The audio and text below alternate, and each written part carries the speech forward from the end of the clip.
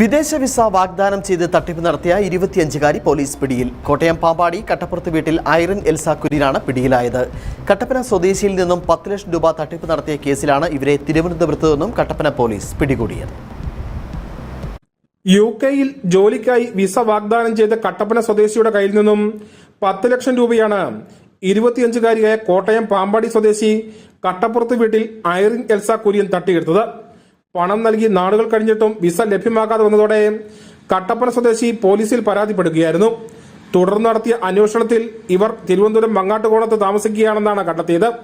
തുടർന്ന് കട്ടപ്പന പോലീസ് തിരുവനന്തപുരത്തെത്തിയാണ് ഇവരെ പിടികൂടിയത്. SI-മാരായ AB George, Subin, ASI Tessymol, CPO-മാരായ Bibina, Rahul എന്നിവരുടെ നേതൃത്വത്തിലാണ് ഐറിനെ പിടികൂടിയത്. പ്രതിയെ കോടതിയിൽ ഹാജരാക്കി. News bureau, Kattappana.